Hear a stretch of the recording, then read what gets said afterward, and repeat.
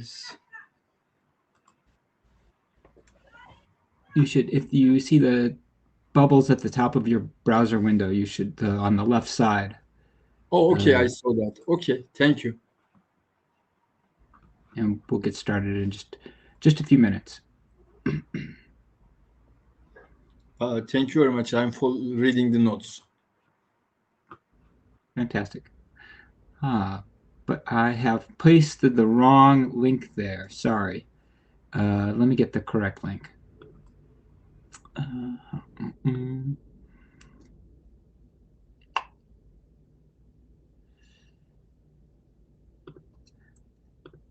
Sorry, here's the correct link.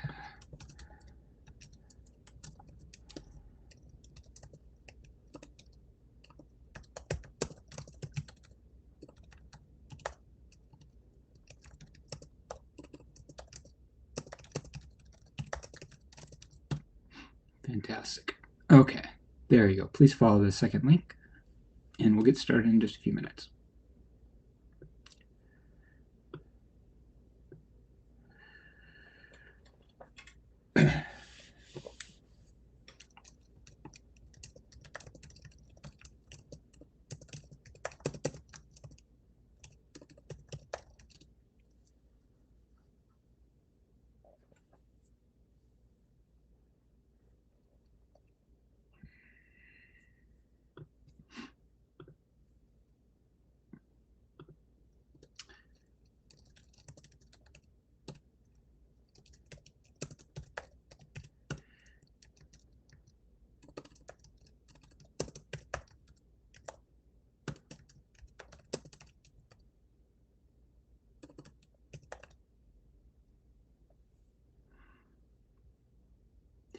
I think the IESG has now moved to starting, or sorry, the IAB has started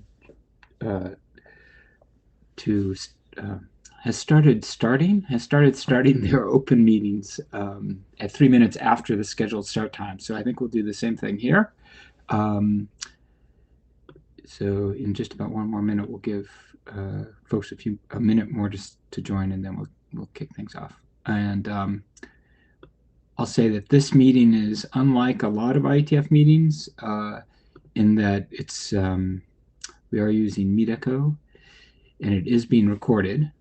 But the idea here is to replicate an around the table kind of conversation. So if folks are comfortable and would like to share their video, that's encouraged. It looks like we're going to have a pretty small crew here today, so I have lots of time for discussion if we need to. Otherwise, happy to have conversations about what's on the agenda. And I see that we're at 3 minutes after the meeting, so or sorry, after the scheduled meeting time. So we'll get started. Thanks to everybody for joining. It is I think this is our third or fourth version of this meeting, and this is the IETF LLC Comms call. Hey, Cindy, thanks for joining. The goal of this call are really just to provide visibility about what the LLC Comms activities are. I have a mantra, no surprises, so really that's like the baseline goal. Just don't want to surprise anybody. We've discovered that even good surprises are unwelcome sometimes, so we avoid those. The communications that we talk about, the communications that we talk about here are complementary to the education and outreach directorate activities, which are more community-led and coordinating. This is very much about LLC, the IETF administration LLC activities, and so those are very much aligned with the purpose of the LLC and to support community activities, but not to take those over at all in any way. Then I will say that the definition of communications here is not like it's used in other IETF contexts. It's very much a marketing kind of communications. So there's a link to that in the notes. And then the last thing I'll say is if you have suggestions about things that you'd like to see covered today that aren't already covered, feel free to add them to the notes under the AOB section, or you can just shout them out and I'll add them. So, yeah. Okay, then. Fantastic. Yeah, great. Well, thanks again for everybody coming. I'm going this meeting is run, or this conversation is run, very much modeled on the tools team meeting that Robert Sparks runs. So I'll follow that form here. And what I will do is read through the items that are under the hot topics. And if people have questions, should just interrupt, shout. Yeah, let me know if I can provide more detail. And we won't cover the FYIs explicitly. But yeah, if something comes up, we can obviously talk about it. Yeah, so I'll pause once again. Now that people have had a chance to maybe look through the agenda, is there anything else that we should be talking about?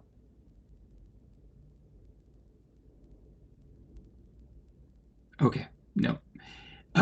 Yeah, so first thing is that we deployed a pretty significant update to the www.itf.org website last week, sorry, 2 weeks ago.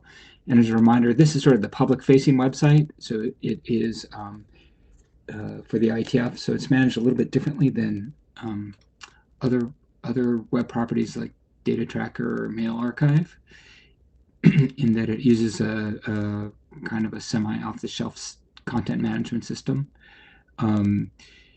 We did a lot of work to make sure it was a smooth transition, and by we I mean the Secretariat in particular really did a lot of work to make sure that the content all moved smoothly. And I think we built some processes and some foundational stuff in place, put some foundational stuff in place to make more frequent updates going forward easier, hopefully not as heavy lift. And we have some already that are planned. And we're also building out some additional content that is not quite ready for prime time, but we'll be publishing, I think, even before the next updates are to the CMS are put forward. And yeah, as a reminder, there is some public-facing content that's maintained, particularly things that talk about processes in the IETF or the introduction to the IETF, where historically there have been community-maintained content, like getting started in the IETF, or informal guide to the IETF has previously been maintained by members of the community. A particularly special case of this is the DAO, which has previously been published as, previously published as an RFC, and then it was published as a website or webpage, and now there's community consensus to stop publishing that as a webpage for a variety of reasons. But what we will need to do is maintain a starting point on the website for people who are new to the IETF. So the details about that are still TBD, but that's an expectation that we'll have that in place by the time the DAO is officially unpublished. Yeah, cool. Yeah, I'm pretty excited about this. And again, I really benefited from a lot of work with the Secretary, so thank you, Cindy, in particular, and your team. So really nice.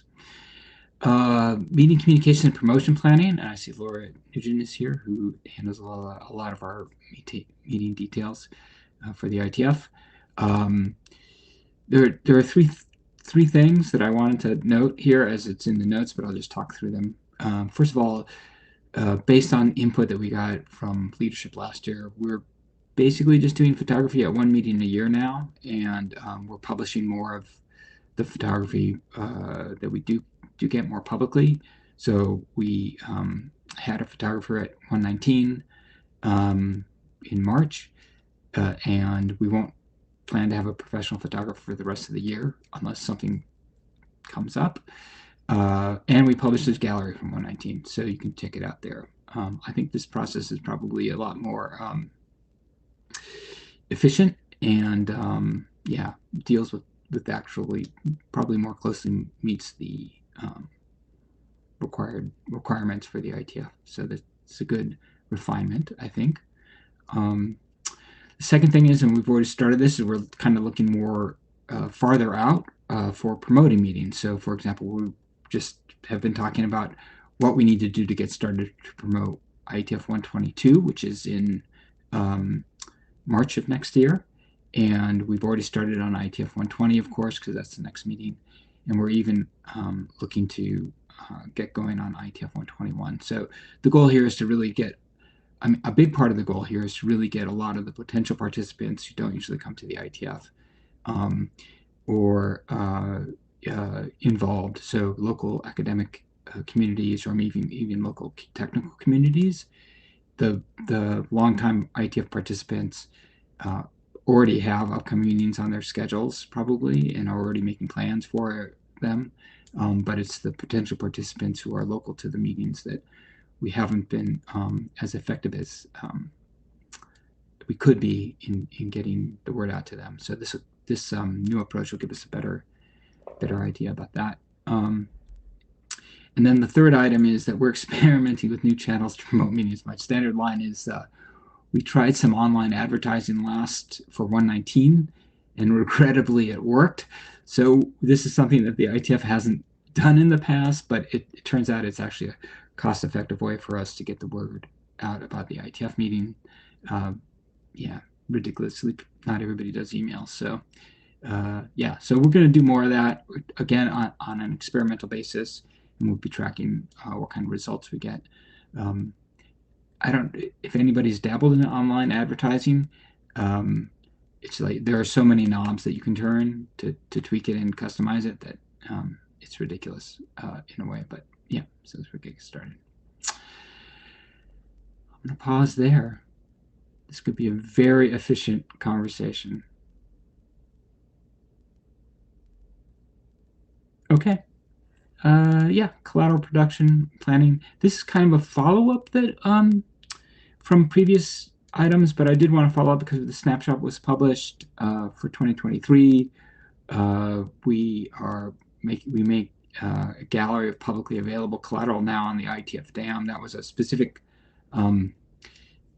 suggestion made at one of the previous meetings for the IETF LLC Comms. So that's now in place, and we'll be looking to make that more visible on the public-facing website as well.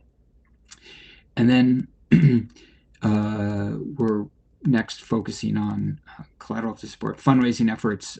Those were mentioned at the IETF 119 meeting in the plenary, and just getting some new approaches to collateral to support those efforts. Finally, in this section, we have the IETF annual report that we've done for, I think, now for the last 3 years since 2020, and maybe even 2019. But we've already got that underway, and one of the great things that's happened here is that we've typically had to wait until financials. I mean, we do wait until financials are available for this publication, which is one way that is different from the snapshot, which is just sort of a high-level overview.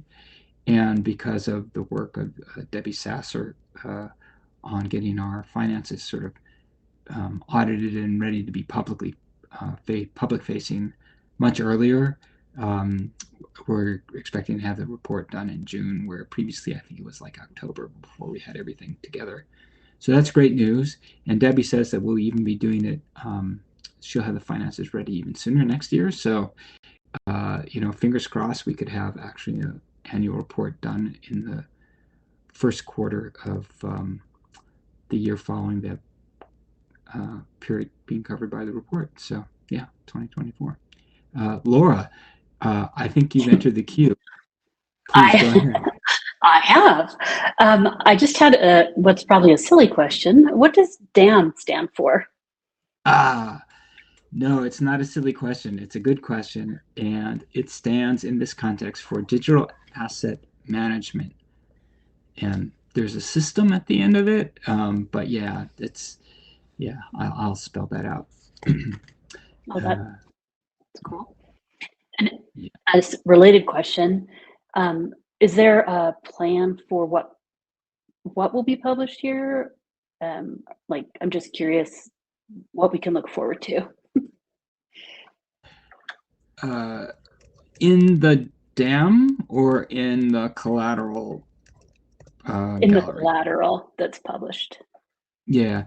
Yeah, it's open question. Right now, my answer is basically anything that gets professionally laid out to be PDF. But, and I need to, it could be other things that we produce more internally as well. I know, for example, our fundraising Stephanie we've produced some one-pagers about the sustainability, sponsorships, and those kinds of things, which we could include there as well. Yeah. Do you have suggestions? I might. I need to think about it, but I just sort of wanted to understand the intended scope before I started making suggestions that might be inappropriate. Yeah, but I mean, like, particularly for meetings, if there are a set of resources that'd be useful to have publicly available to point, potential venues to, or those kinds of things, we could definitely just put them up there. It's quite a nice system. There are a lot of things that we can tweak. We can create special galleries for particular uses. We can do password protected stuff pretty easily. You can track how many visits a particular document or asset gets. So yeah, happy to talk with you about how we can use it better. I have one more question, and I don't feel like I'm disrupting too much because we're almost done. Is it accessible? I assume it's accessible from the website. Well, no, right now it's not explicitly linked. And so that was part of the to-do part of it. It needs to be more visible on the site. And if there are particular, like, for example, if there was a meeting in the meeting planning page on the public website, we could put a link to, information that might be specifically tailored to you. That makes sense. Easy to do. Yeah. Thank you, Greg. Very helpful. Not at all. Yeah, thanks for the questions. Yeah, so I think that covers it. I mean, that covers the things that I had planned to talk about.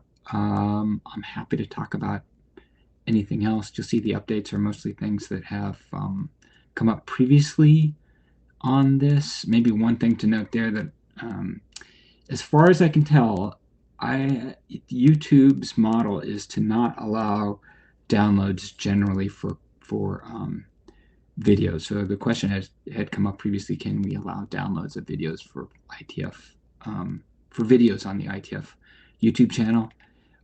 It's possible with premium. It's possible with third-party software, but there's no setting that we have to do as the channel owner. The IETF channel owner has to do to enable this. This is stuff that people can do. So, yeah. Any questions? Anything else anybody wants to talk about? Yeah, Alper, please. Maybe I should introduce myself. I am an associate professor at Adana Alparslan Turkish Science and Technology University. I have been trying to get involved with Internet Engineering Task Force items or works, but so far I am not able to get into any collaboration or anything, and I don't know much about the scope of this meeting. I have been trying to get involved, but I'm not being successful. Maybe it might be my fault, but on the other hand, I think it is Internet Engineering Task Force fault for not utilizing the resources very well. That's my interpretation. Maybe it's not related to this meeting, but I think you are involved with many different parts of Internet Engineering Task Force, Greg. So actually, I am asking how I should start or where should I start? Yeah, thanks for the question. Just to be clear, the scope of this meeting is we're just talking about LLC Comms, So the IETF Administration LLC is sort of the support organization for the IETF community generally. So we focus here on activities that we as staff and as secretariat do to support the work of the IETF.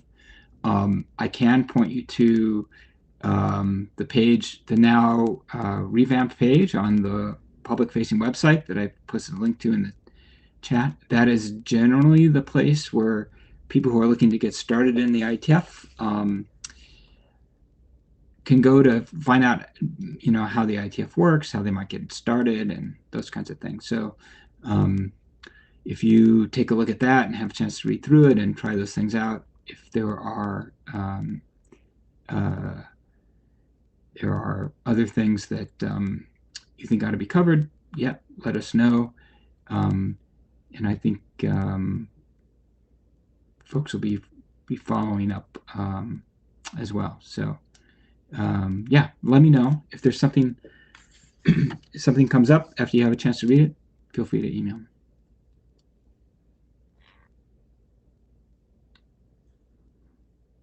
Okay. I see Warren here. Thanks for joining, Warren. We have kind of run through the agenda. We were very efficient today. But if there's anything that in particular you want to talk about, I think you can see in the chat the link to the notes for today that I have posted. So. Yep. Nope, nothing useful from me. Just apologizing for being late. I'm having my electrical meter replaced, so I have no power at home. So I'm connected over a wireless access point, and it took some time. Your home's and electrical meter. Done, and that's all great. Okay, I'm glad it's just your home's electrical meter and not your personal electrical meter, because that would be. Well, if we're all done, cool. I will love you and leave you. Okay. Well, thanks for coming by. Thanks. Cheers. And thanks to everybody else for joining. I'm going to wait here for maybe 3 more minutes, just in case. But nobody else should feel any need to stick around. And I'll be sending out notes to this for this meeting in about a week. And as we discussed, I think 2 meetings ago, our current plan is to have these online meetings once a month. So there will be one in May and possibly June, except for months where there are in-person IETF meetings, plenary meetings. And for those, we'll just have more informal conversations. So stay tuned for an announcement about the May meeting. Bye, everybody. Thank you. Hey, Lauren.